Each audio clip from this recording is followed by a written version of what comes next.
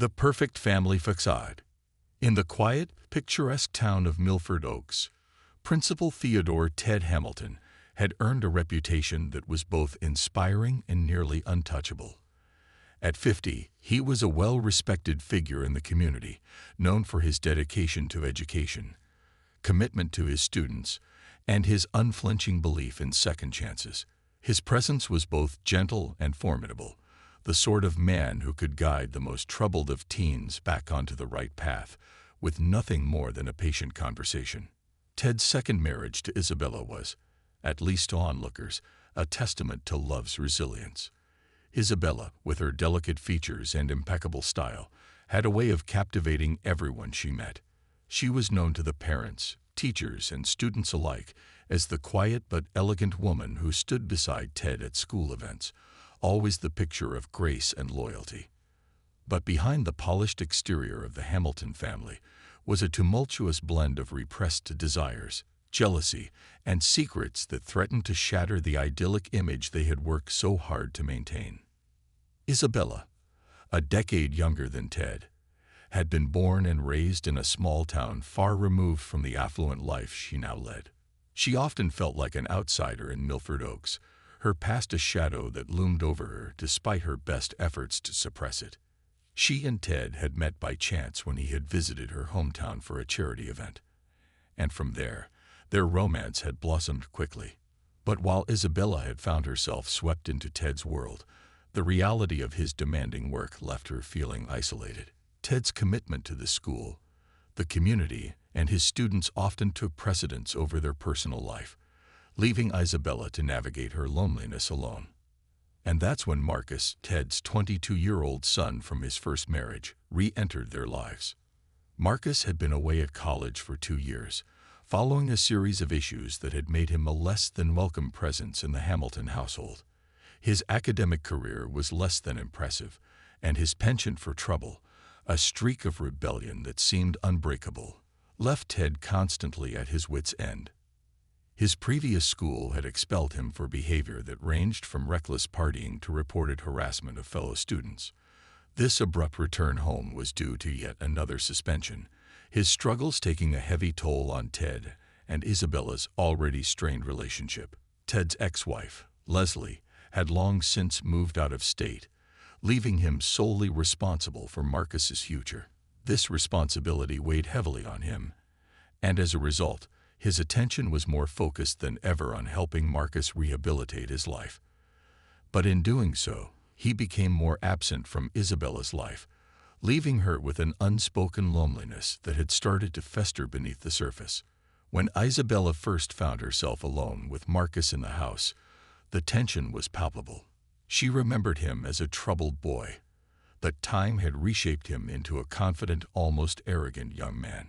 He had his father's sharp looks, but wore a perpetual sneer that seemed directed at the entire world.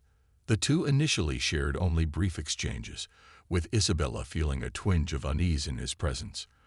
But that unease soon morphed into fascination, and then into something darker that she couldn't entirely understand or resist. In those early days of Marcus's return, Ted was frequently away, either at work or in meetings meant to strategize Marcus's re-entry into college.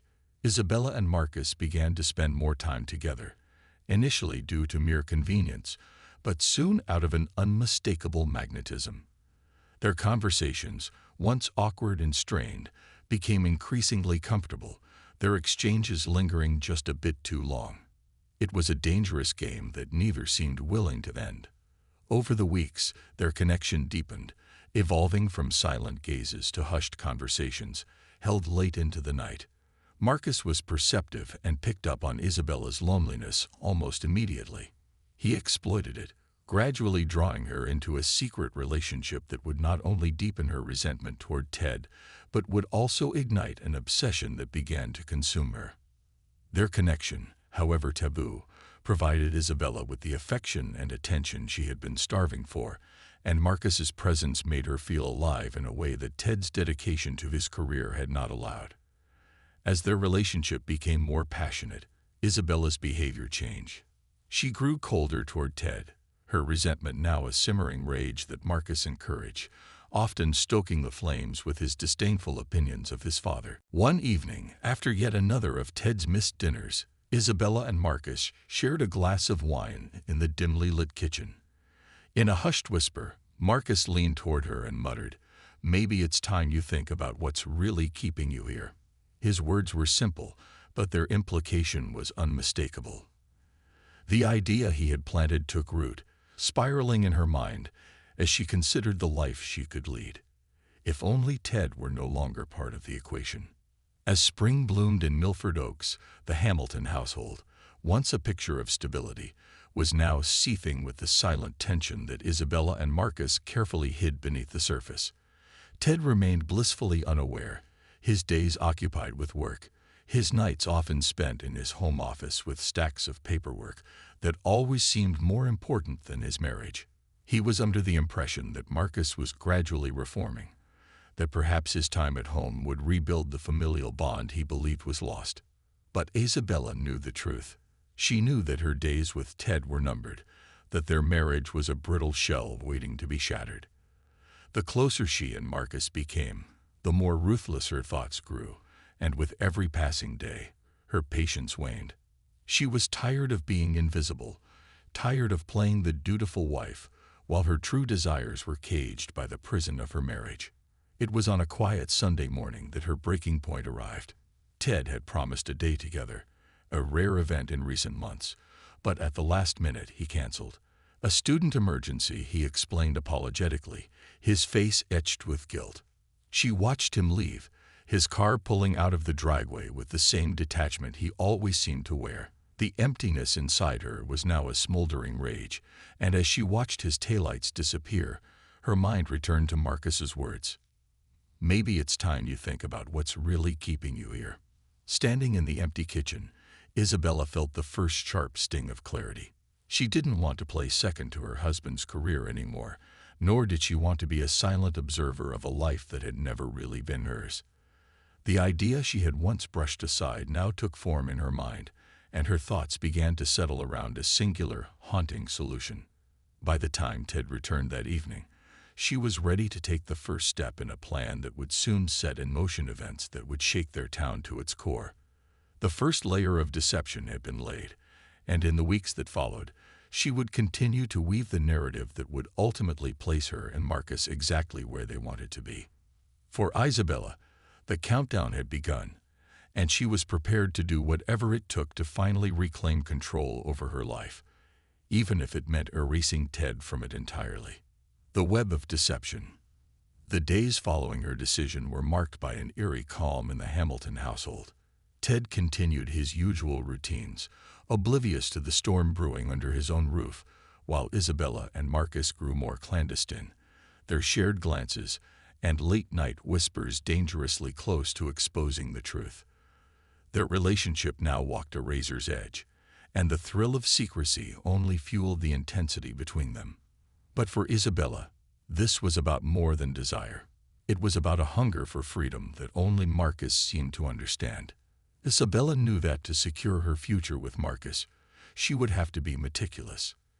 Ted was respected and loved in the community, and his death would inevitably draw the full force of the town's attention. Yet, with every detail Isabella planned, she grew more convinced of her ability to execute the perfect crime. She spent hours rehearsing her story in her mind, going over each scenario to ensure that nothing could trace back to her or Marcus. Her once mild demeanor now harbored a chilling resolve, a transformation driven by years of silent resentment and her desire for control. One night, Isabella sat alone in the dim glow of the living room, the darkness around her a mirror to the thoughts she harbored.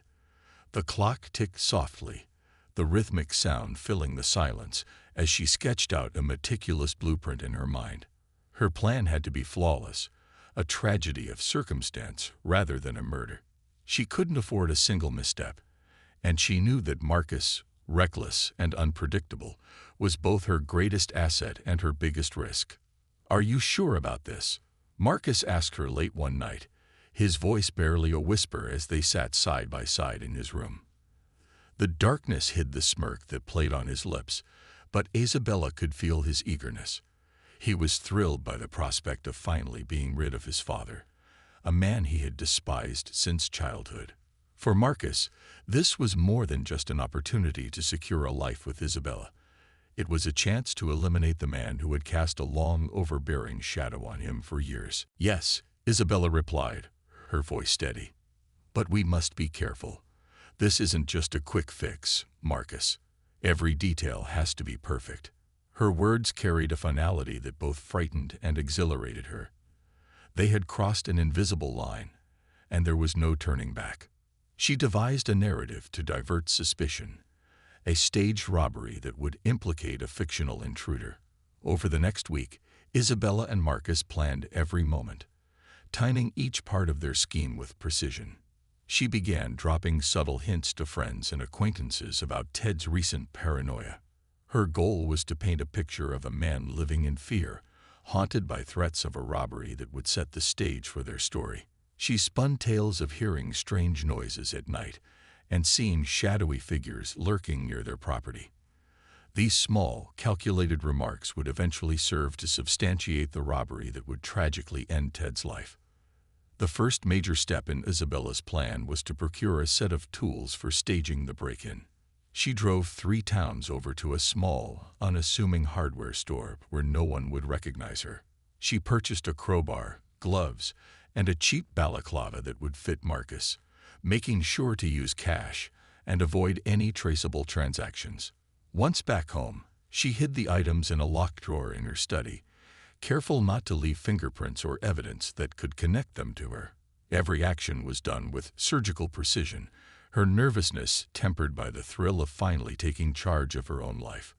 With the tools in place, the next phase of the plan began: timing. Isabella had always known that Ted's work schedule was as predictable as clockwork. On Thursday evenings, he would stay late for faculty meetings, leaving him alone at the school well into the night.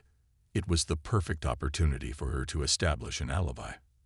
That Thursday, Isabella invited a friend over for a wine and movie night, filling the evening with laughter and carefully staged camaraderie that would later serve as her alibi. Marcus, however, would not be at home. He would be seen at the local pub, getting into a public argument with a friend over a trivial matter, ensuring that plenty of people would remember his presence. The argument would be loud and attention-grabbing, leaving witnesses who could confirm he was far from home during the critical hours. Isabella's heart raced as she coordinated each piece, her fear dampened by her obsessive determination. The night of the planned break-in arrived faster than she had expected. Ted had left early in the evening, his car pulling out of the driveway with a screech as he hurried to his weekly meeting. Isabella watched from the window until his taillights disappeared around the corner, her heart pounding. Her friend, Cynthia, arrived shortly after, armed with a bottle of wine and a stack of rom-com DVDs. As they laughed and chatted, Isabella's mind raced with each detail of the plan, carefully keeping her face neutral as the minutes ticked by. Meanwhile, Marcus sat at the pub, his fingers tapping impatiently on the bar. He sipped his beer slowly, checking his watch every few minutes. Just as planned, he picked a minor disagreement with an acquaintance, his voice rising as he played the role of the agitated young man.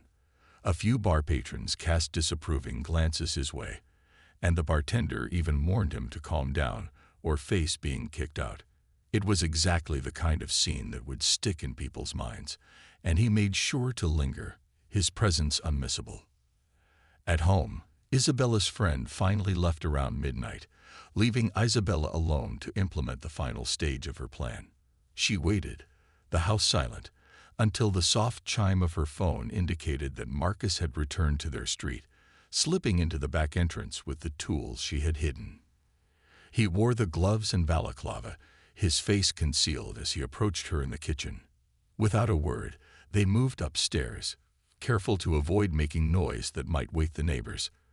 The last phase of the plan required setting the scene, overturning furniture, scattering papers, and shattering a few picture frames to mimic a struggle. Isabella watched Marcus as he worked, her heart pounding as he struck the wall with the crowbar, leaving deep gouges that would suggest a violent altercation. The final touch was a series of muddy footprints leading from the back door to the kitchen, where the hypothetical intruder would have supposedly entered. As the clock struck 3 a.m., they were ready. Isabella took one last look around, her gaze lingering on the disheveled living room. In just a few short hours, this would be the site of her husband's tragic murder, a perfect illusion that would shift the blame to an unknown intruder. The shadow of suspicion. As dawn broke over Milford Oaks, casting a golden glow across the Hamilton household, Isabella awoke with a start, the weight of her actions pressing heavily on her chest. The early morning silence seemed to buzz with anticipation, each second dragging her closer to the inevitable moment when Ted would discover the break-in. She had slept little, her mind racing with scenarios, replaying every detail of their staged scene to ensure nothing could go awry. She glanced at Marcus's room across the hall, and in the silence, she could feel his presence, both a comfort and a chilling reminder of what they had set in motion. By the time Ted returned from his morning run, Isabella was already seated at the kitchen table, a cup of coffee clutched tightly in her hands. Her expression was one of practiced nonchalance, though the tension in her body betrayed her nerves. Ted was oblivious, exhausted from his late night and early start, barely noticing her as he poured himself a coffee. "Morning," he murmured, barely looking up as he sipped his drink. She nodded in response, barely able to meet his gaze. This was it, the moment she had orchestrated with painstaking precision. As Ted turned to glance around the room, his expression shifted, his gaze narrowing as he took in the disarray. His brows knitted together in confusion as he took in the overturned furniture, the scattered papers, and the shattered frames. "Isabella," he said slowly, his voice thick with a sudden sense of alarm. "What happened here?" She let out a gasp, feigning shock as she clasped a hand to her mouth. "Oh my God, Ted. I don't know. I didn't notice anything last night. I thought I heard a noise, but I assumed it was just the wind or an animal outside." Ted was already moving through the room, his eyes scanning the damage with a growing sense of dread. He knelt to inspect the muddy footprints, his fingers brushing against the deep gouges in the wall from the crowbar. His mind raced as he tried to process the scene before him, the stark reality of a break-in settling like a stone in his stomach. "We need to call the police," he said firmly, his gaze flicking up to meet hers. Isabella nodded, her hand trembling as she reached for the phone. She dialed, her voice tight and shaky as she reported the break-in, each word carefully chosen to convey her supposed shock and fear. When she hung up, Ted was by her side, his hand resting gently on her shoulder as if to comfort her. But Isabella barely felt his touch. Her mind was miles away, already anticipating the police's arrival, the questions, and the answers she had so meticulously rehearsed. Within minutes, 2 patrol cars pulled up in front of the house, their blue lights flashing in the early morning haze. Officer Daniels, a young but experienced detective, and his partner, Officer Reyes, stepped out, exchanging a brief look before approaching the door. Isabella took a deep breath, steadying herself as she prepared to deliver her carefully crafted story. "Good morning, Mrs. Hamilton, Mr. Hamilton." Officer Daniels greeted them as he entered, his gaze sweeping over the room with practiced efficiency. "We received a call about a possible break-in." "Yes, officer," Isabella replied, her voice wavering. I didn't even realize anything was wrong until Ted saw it this morning." Officer Reyes knelt to examine the footprints, his brow furrowing as he looked over the scattered items and damaged walls. "Looks like someone had a rough night," he muttered, taking notes as he examined the scene. "We haven't touched anything," Ted said, his voice steady but laced with tension. "I wanted you to see it exactly as we found it." The officers exchanged another glance, their movements calm and methodical as they gathered evidence, marking down the details of the supposed robbery. But as they moved through the room, something shifted in Officer Daniels' expression. His gaze lingered on certain items, the overturned chair, the scratches on the floor, and he straightened, his eyes narrowing as he turned to Isabella. "Mrs. Hamilton, could you tell me exactly what you heard last night?" he asked, his tone polite but probing. Isabella swallowed, forcing a tremor into her voice as she began her story. "I was watching a movie with a friend, and we heard a noise outside, but we assumed it was nothing. When my friend left, I thought I heard something again, but I just thought it was the wind or a raccoon. I went to bed shortly after, and Ted came home this morning to find all of this." The detective nodded, taking in her words with a blank expression. "And you're sure you didn't hear anything else? No sounds from inside the house?" She shook her head, keeping her eyes lowered to hide the anxiety simmering beneath her calm exterior. She couldn't afford a single misstep. Every word, every movement had to be perfect. Ted, oblivious to his wife's underlying turmoil, added, "I'm just grateful Isabella wasn't hurt. I don't even want to think about what could have happened if she'd been downstairs when they broke in." Officer Daniels nodded, but a flicker of doubt crossed his face. "We'll need to take a closer look at everything, of course, and we'll ask around to see if anyone else in the neighborhood saw or heard anything suspicious." As the officers worked, Isabella's anxiety grew. Officer Reyes stepped out to canvass the neighborhood, while Officer Daniels lingered, his questions becoming more pointed, his gaze sharper. He seemed to focus on small details, the pristine condition of the shattered frame, the lack of forced entry, the selective damage that seemed almost too deliberate. After what felt like an eternity, Officer Reyes returned, his expression grim.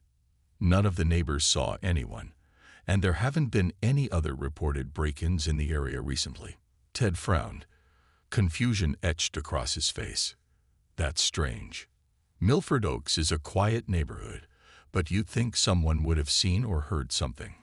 Isabella forced herself to remain calm, her fingers clenched tightly around her coffee cup as she fought to control her breathing. She could feel the scrutiny of Officer Daniels, his gaze dissecting every word she spoke, every twitch of her expression. "It could have been someone from outside the neighborhood," she suggested, her tone almost too casual. "Maybe they targeted us because they thought we wouldn't be prepared." Officer Daniels merely nodded, his expression unreadable as he closed his notebook. "We'll keep you updated on any developments. In the meantime, it might be a good idea to consider some additional security measures for the house. This break-in seems unusual, to say the least." After the officers left, Isabella finally allowed herself to exhale, the relief washing over her in a wave. But as she glanced at Ted, who was still rattled, her calm facade quickly returned. The investigation had only just begun, and she knew that any misstep could unravel everything she and Marcus had meticulously planned. Over the next few days, life resumed its normal rhythm, or at least, that was how it appeared to the outside world. Ted became absorbed in the day-to-day demands of his job, the tension of the break-in fading as he moved on. Isabella continued to play the role of the devoted wife, all the while waiting for the perfect moment to finalize their plan. But what Isabella hadn't anticipated was the ripple effect of the staged break-in. Officer Daniels returned frequently, each visit accompanied by a new set of questions, probing deeper into the Hamiltons' private lives. His subtle inquiries grew sharper, his questions becoming increasingly personal. He took a particular interest in Marcus's behavior, noting his history and asking Ted about his troubled past. "Ted," Officer Daniels remarked one afternoon, leaning against the doorway of the Hamiltons' living room, "you have an interesting family here. Seems like your son's had a bit of a rough time, hasn't he?" Ted, oblivious to the darker implications, simply nodded. "Yes, Marcus has had his challenges, but we're working through it. He's a good kid, just misguided." Daniels raised an eyebrow, his gaze flicking toward Isabella, who stood nearby, her face carefully blank. "Sometimes people get desperate when things aren't going well, Mr. Hamilton. I see it all the time, families hiding secrets, but they have a way of surfacing, don't they?" Isabella's heart pounded as she fought to maintain her composure. Daniel's words lingered long after he left, his tone a reminder that the quiet town of Milford Oaks was not as oblivious as she had hoped. The facade she had constructed was slowly cracking, and the relentless gaze of Officer Daniels was a constant reminder that one wrong move could unravel the life she so desperately craved with Marcus. That evening, she confided in Marcus, her voice barely above a whisper as they sat in his room, her hands gripping his tightly. "We need to be more careful. Daniels, he knows something isn't right. He keeps coming back, keeps asking about you." Marcus, defiant and cocky, simply shrugged. "Let him ask. He has no proof, no reason to suspect anything other than a break-in. We did everything right." But Isabella knew better. She could sense the shadow of suspicion hanging over them, the presence of a detective who was unwilling to let go. And as the days passed, that shadow grew darker, the stakes higher. The perfect crime she had envisioned was beginning to fracture under the weight of reality. And the closer Daniels got, the more desperate she became. Isabella realized that if she wanted to secure her future, she would need to act fast and ruthlessly. Her next steps had to be more calculated, more cunning, for her and Marcus's survival depended on staying one step ahead of the law. Descent into darkness. Isabella's sense of control was unraveling. Every encounter with Officer Daniels felt like a layer being peeled back, as if he could see straight through her meticulously constructed facade. Each visit from the detective only tightened the net around her and Marcus. The danger was palpable, and Isabella could no longer ignore the threat Officer Daniels posed to their plan. Sitting alone in the dim light of her bedroom, Isabella knew she needed to shift her tactics. If Daniels continued to probe, he would eventually uncover the truth. She had to divert his attention, redirect his suspicions somewhere else. But how? The solution would have to be bold, something to cast doubt and make their story look even more authentic. The answer came to her in a chilling realization. They needed to escalate. They had to make the break-in seem like more than a one-time incident, like the work of someone unstable, someone who wasn't finished yet. The following morning, Isabella presented her idea to Marcus, her voice a low, urgent whisper as they spoke in the garage. "We need to give them something else to look at," she said. "We can't just sit back and hope they'll stop digging. We have to give them a reason to believe this is bigger than just a single break-in." Marcus, leaning against the car with a smirk, seemed almost thrilled at the challenge. "What are you thinking?" he asked, his voice tinged with excitement. "We create another incident," Isabella replied. "Maybe this time it's even more violent. Just enough to make it look like whoever broke in the first time is escalating." Marcus's eyes gleamed, a flicker of enthusiasm that sent a chill down her spine. He didn't need much encouragement. The adrenaline and thrill of their deception had begun to captivate him, and Isabella could see that he was almost enjoying the game. They were deep in the darkness now, and Marcus had no intention of turning back. That night, they set their plan into motion. They decided to target the Hamiltons' family car, a silver sit-in that Ted parked outside in the driveway. They knew it was a symbol of Ted's reputation and success in the community, and damaging it would be a direct personal attack that would rattle him to his core. Marcus slipped out under the cover of darkness, a can of spray paint and a hammer hidden in his jacket. The streets were quiet, the neighborhood asleep as he crouched by the car, glancing over his shoulder to ensure no one was watching. In swift, brutal motions, he shattered the rearview mirrors, slashed the tires, and then, with a quick shake of the spray can, scrawled jagged, erratic messages across the hood and sides. When he returned, Marcus's face was alight with a sinister satisfaction, a gleam that made Isabella's stomach churn with equal parts fear and excitement. He had scrawled phrases like, "You're next," and "We're watching" across the car's glossy surface, words meant to instill fear and paranoia. The following morning, Ted discovered the vandalism. His shock was immediate, his face paling as he took in the destruction of his beloved car. Isabella was by his side in an instant, her expression a mask of horror as she clutched his arm. "Oh, Ted," she gasped, her voice thick with feigned fear. "Why is this happening to us?"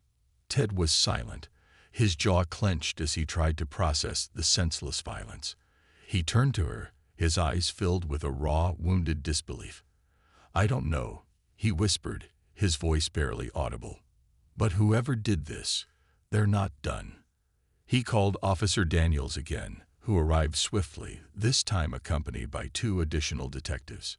Daniels's eyes narrowed as he examined the messages, his fingers tracing over the jagged letters with a frown.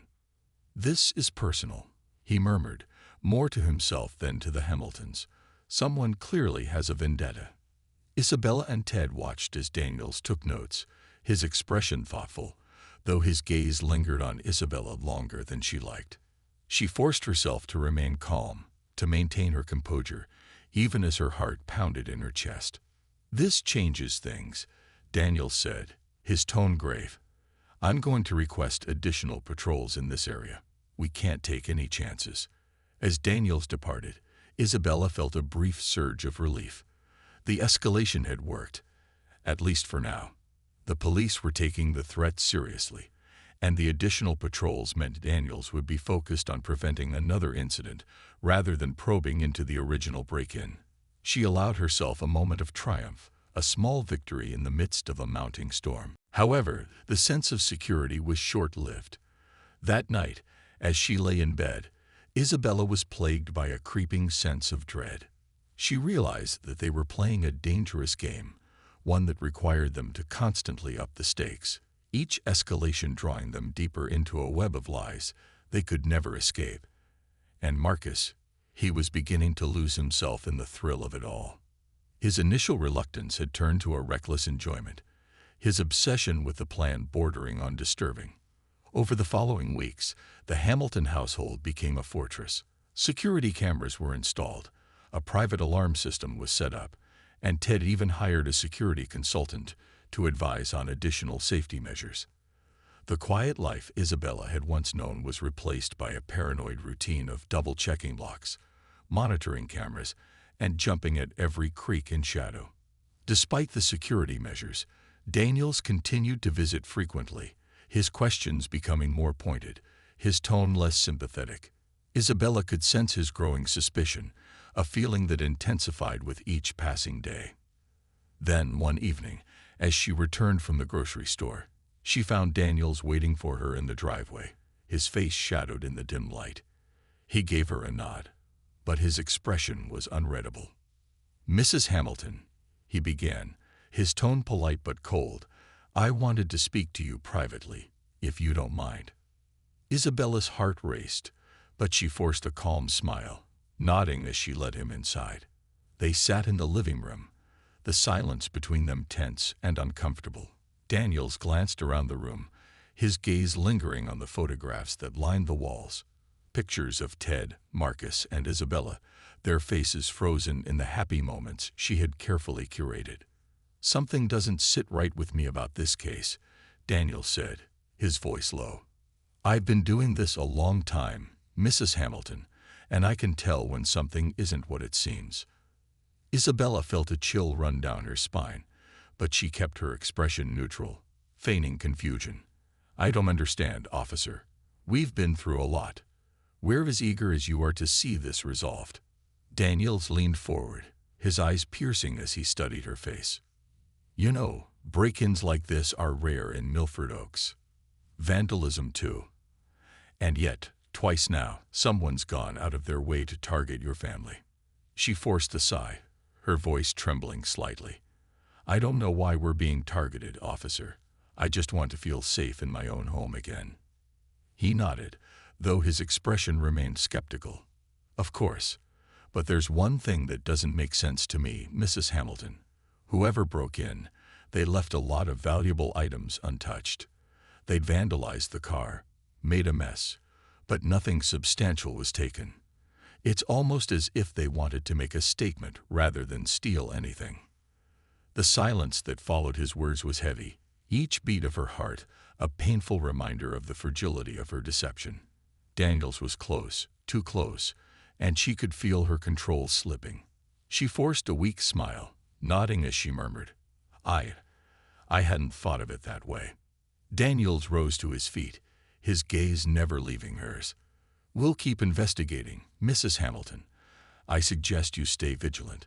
And if there's anything you're not telling us, now would be the time to come clean.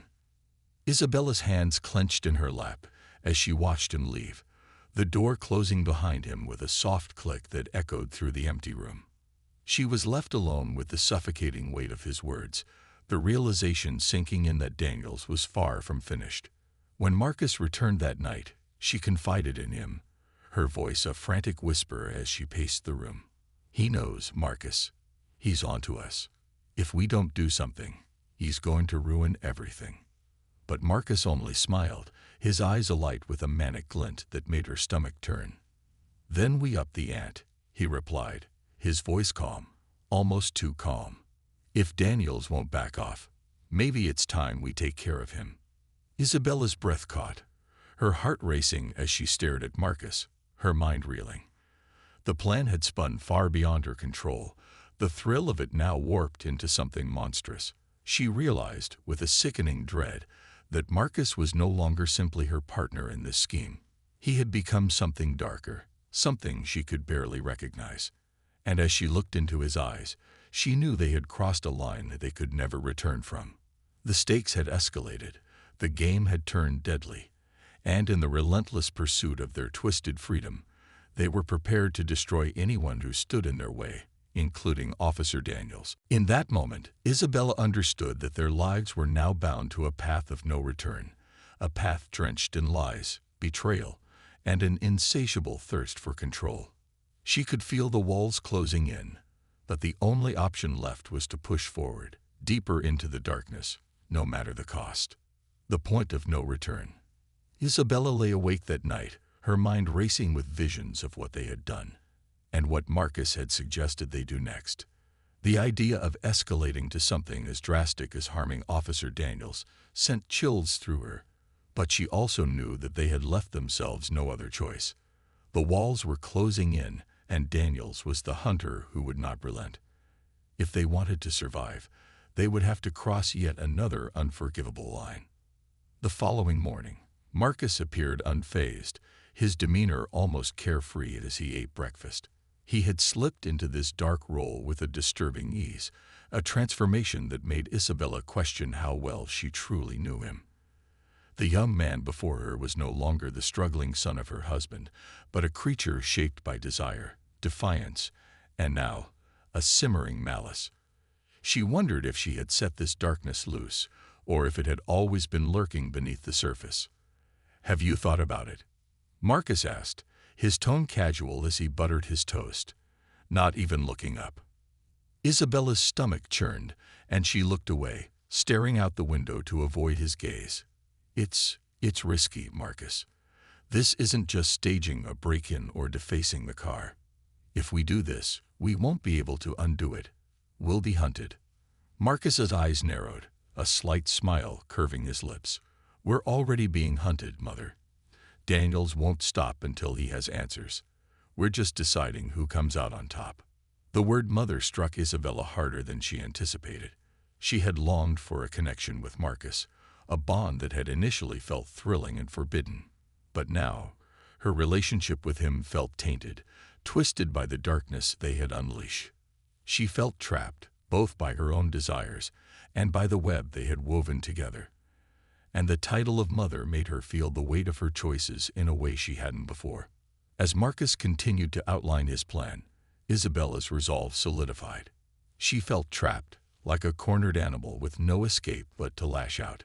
Daniels was the only person who could expose them, and if they didn't act now, he would bring their carefully constructed lies crashing down. By nightfall, Marcus had drawn up a plan. He would follow Daniels during his usual lake patrol around Milford Oaks, where Daniels often took a break at a small diner on the edge of town. Marcus would stage an accident, a deliberate maneuver to cause an injury severe enough to send Daniels away indefinitely, if not permanently. It was a plan designed to look like a tragic coincidence, one that would not only remove Daniels as a threat, but also reinforced the narrative of a lurking menace, the same one that had targeted the Hamiltons. The following night, Isabella watched from the window as Marcus disappeared into the shadows, her heart pounding with a mixture of dread and grim determination. She had finally crossed into a realm where there was no turning back, her life bound irreversibly to this decision. Her thoughts spun as she waited, the silence of the house amplifying every creak and murmur, a tense reminder of the life she had destroyed piece by piece. Hours passed with agonizing slowness. Isabella paced the living room, unable to shake the feeling that this night would determine everything. Then, finally, her phone buzzed. A single message from Marcus. "It's done." The words felt like a weight pressing down on her chest. She wanted to ask for details, to know exactly what he had done, but fear kept her from reaching out. She forced herself to breathe, to accept that she had chosen this path, and that there was no point in questioning it now. The next morning, news spread quickly through the town. Officer Daniels had been involved in a serious car accident.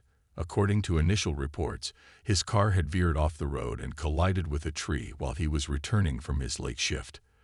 The severity of his injuries required immediate surgery, and the doctors reported that he would likely be out of commission for several months, if he survived at all.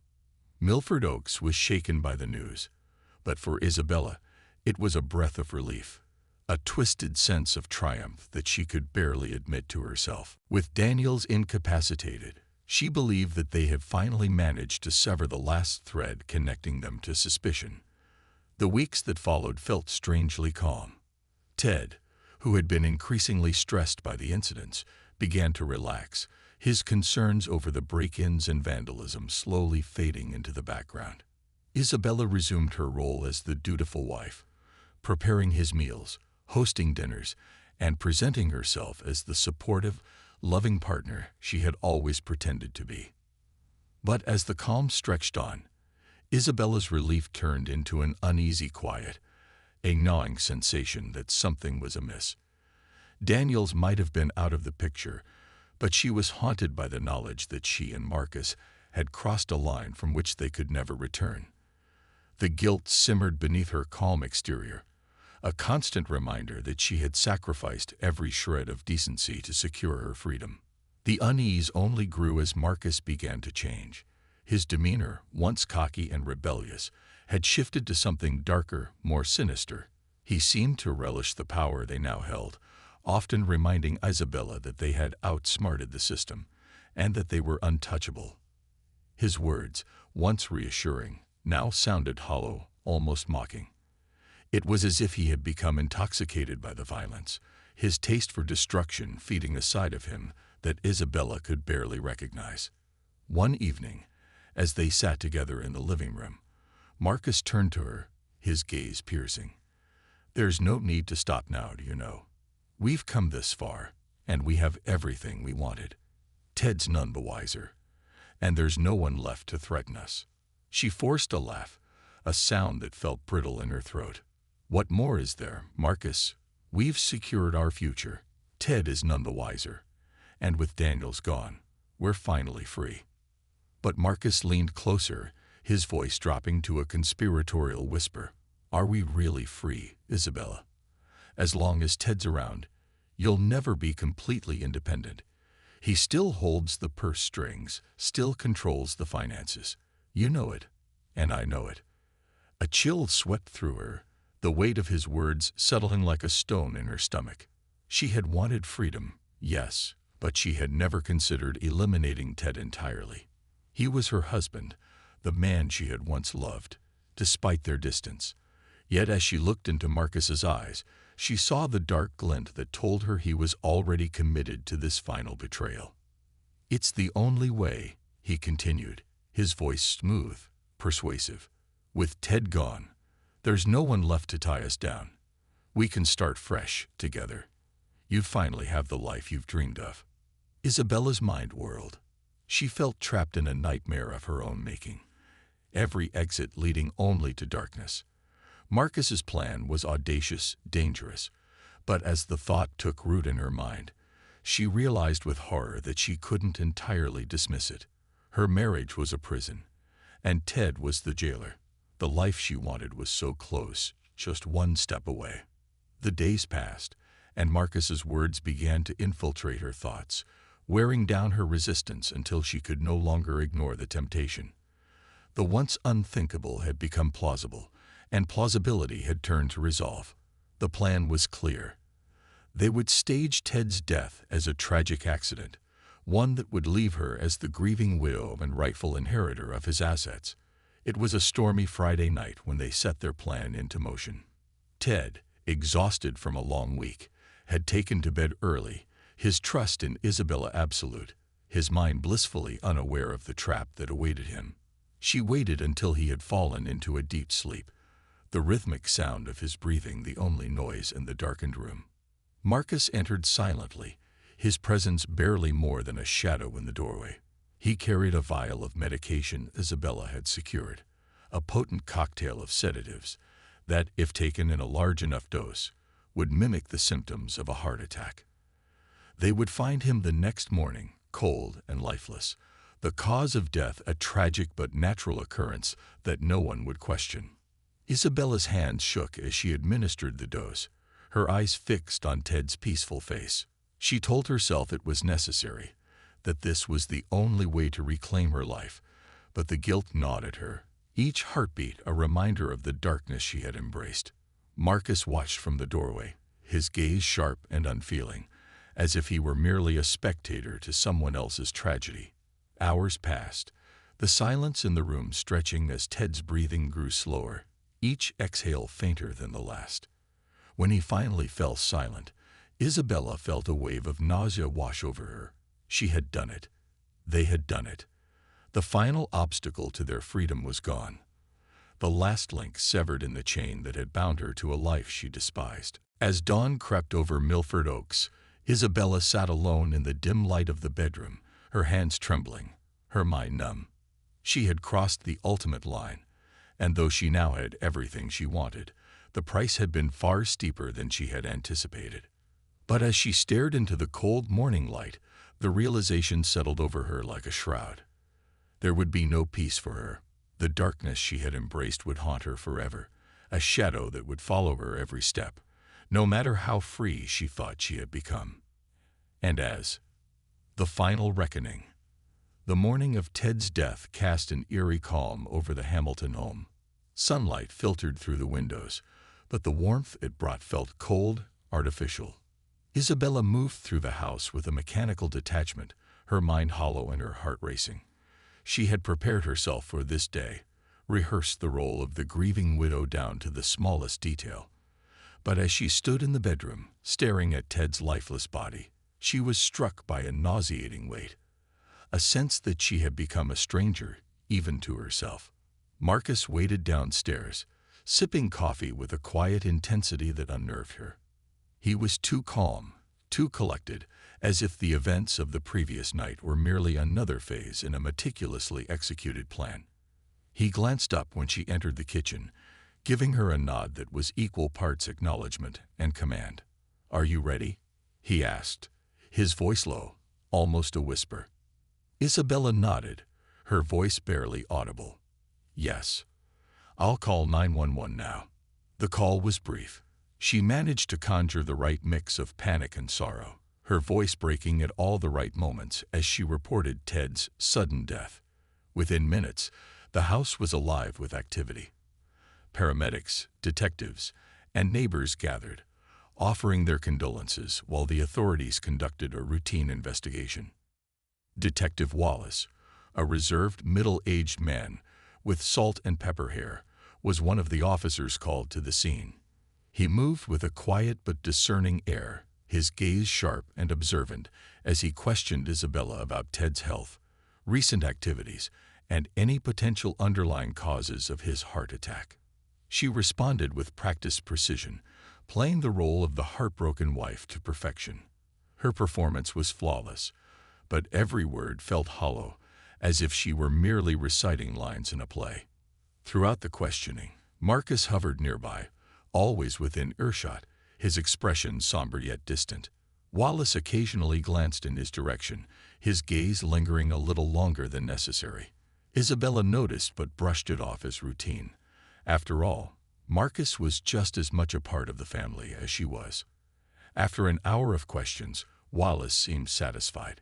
He gave Isabella a sympathetic nod, offering his condolences before he stepped out of the room to speak privately with his partner. Isabella watched him leave, her heart pounding. She told herself that everything was under control, that Ted's death would be ruled natural and life would go on as she had planned. But that night, as she lay in bed alone, her mind refused to rest. Every time she closed her eyes, she saw Ted's face, the faint surprise in his eyes before his life slipped away. She remembered the weight of the vial in her hand, the finality of what she had done. The freedom she had dreamed of felt like a cage, the walls closing in as her guilt grew heavier with each passing moment. In the days that followed, the tension only increased. She and Marcus put on their best performances, accepting condolences from friends, relatives, and neighbors. Ted's funeral was a quiet affair, attended by the school staff, students, and members of the community who mourned the loss of a respected principal.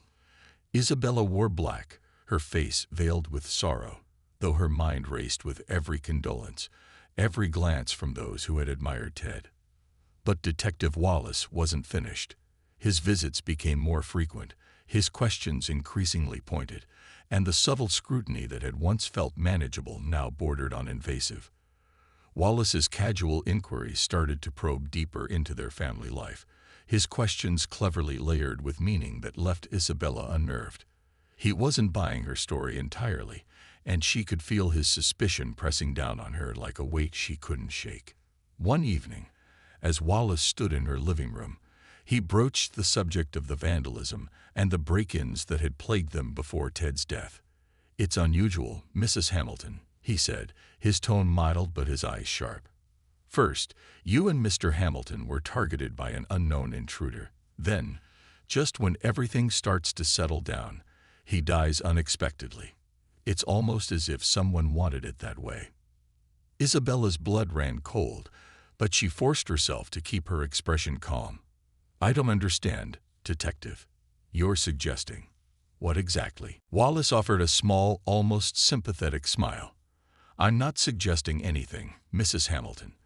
But coincidences rarely stay coincidences in cases like these, and I've been in this line of work long enough to know when something feels off."